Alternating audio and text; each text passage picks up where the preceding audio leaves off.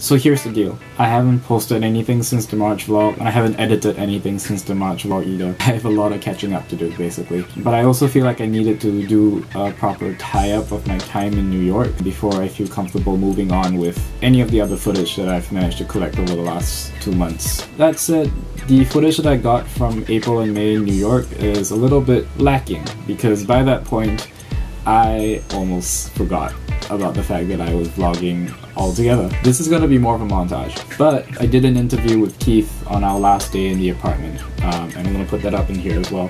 So, let's go!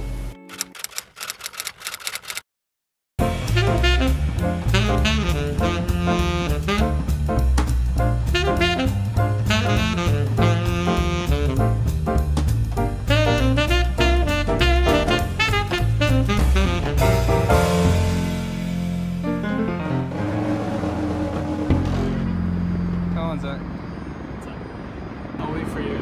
You'll wait for me? Yeah, go on. What?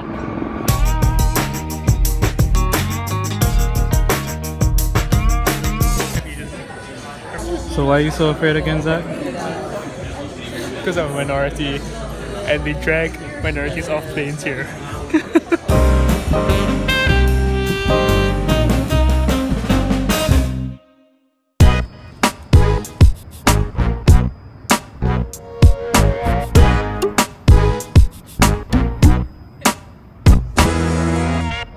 Very nice.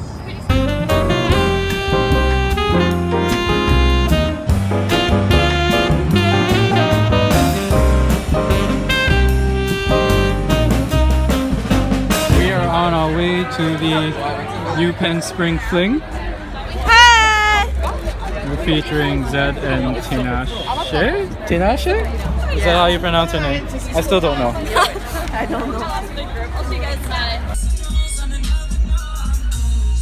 Nicole is hiding under the shelter because it's raining outside.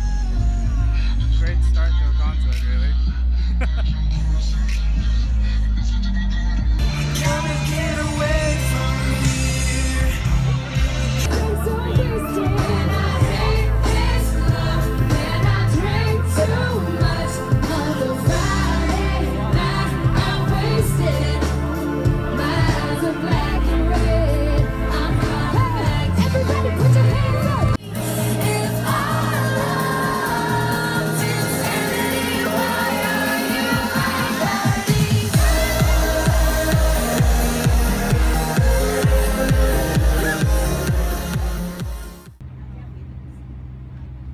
So I've spent the past semester singing with the NYU Men's Glee Chorus, and we have 2 concerts over the next 2 Saturdays, and today's the first one. I'm about to head out.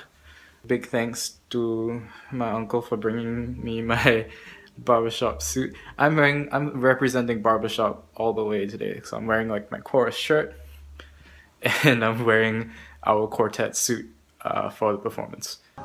I will sing,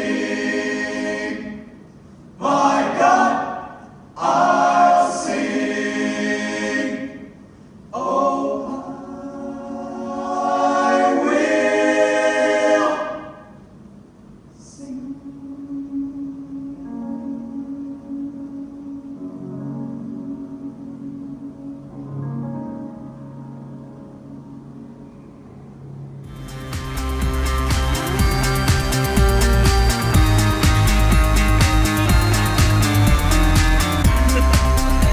Finally on the fire escape.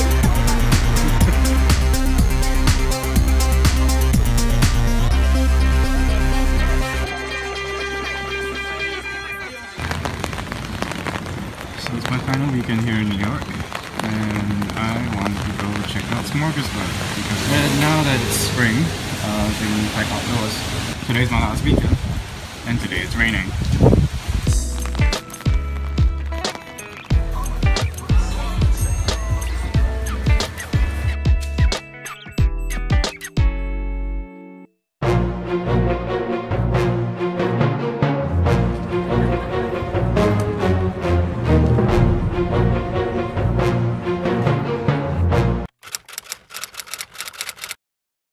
sun's gonna come in and it's gonna make our faces look really orange, but I'm gonna try and fix that somehow. This is our last day in the house. I wanted to do this last bit just to kind of like do like a wrap up kind of thing, you know? Okay. I'm gonna put you on the spot and ask you a couple questions. Alright. So how do you feel about your New York experience on a whole? I think on the whole it's been an eye-opening experience. Mm-hmm. I think it's very hard to say for sure whether the experience was just like blanket a positive one and blanket a negative one. It was certainly a learning experience, and as with all learning experience, some part of it has to be about overcoming or realizing certain negative aspects about yourself and about things that you're not comfortable with doing and challenging that. And without that challenge, of course, it wouldn't be a learning experience. I don't regret on this experience. I certainly wouldn't do it again. You think you won't come back to New York? Not will come back to New York, but I wouldn't repeat the experience with the same kind of in the same kind of circumstances. Yeah, I don't know. I feel like for me it's kind of the same. I guess it's like there's no blanket negative or blanket positive I can put on the entire thing. How sad it is, right? Yeah, it's just, no, but I think it was a good learning experience, and I think like what we get out of it was a bit more in a sense than what most other exchange students like. Oh, you're not just in New York, you're living in New York. Yeah, because we chose to live off campus. Our experience is sufficiently differentiated from many of the other year in US kids. I'd like to believe we have a more authentic experience. Yeah, I think. What do you think is a defining moment of your time here? I think I came to New York so I came here originally drawn by IO psychology, right? And then I made the quick realization that IO psychology was not my cup of tea. And I very quickly learned that I want to do something closer to clinical psychology or counseling. That would have been a defining moment, or one of the bigger defining moments here that I would have only realized if I had taken this semester abroad. It's like all the musicals. The buffet of Broadway. I hit 21 musicals at the end of this. It's crazy. It's actually crazy how many musicals you got. How do you feel about like living in the house with me?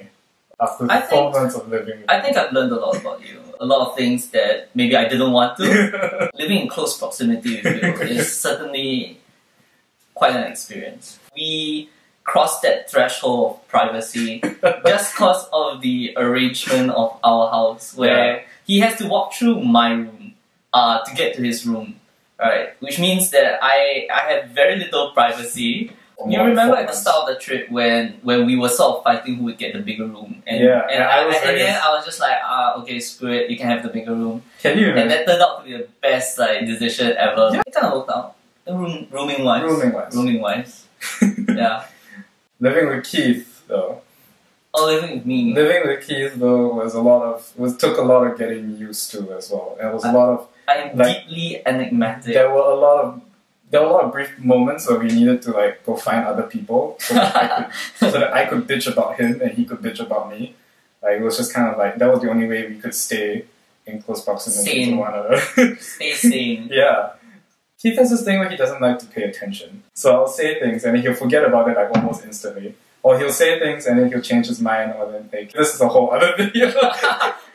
Any like kind of thoughts or feelings or things that you would like to keep for posterity while we're here in the moment and about to leave? Oh no, I'm relatively excited to go back. I think homesickness kind of kicked in the last month.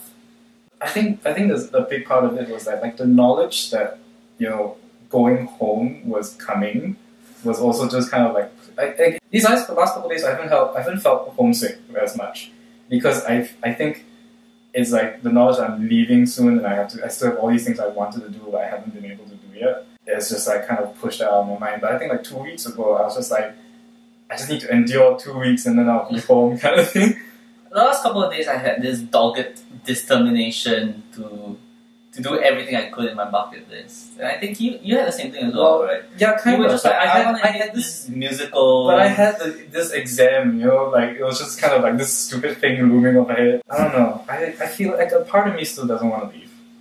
Part of me... No, I'm ready to leave. I've had enough. How did you feel about NYU?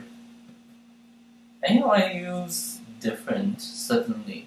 I think one defining feature of our experience here is we made the conscious decision to live off campus.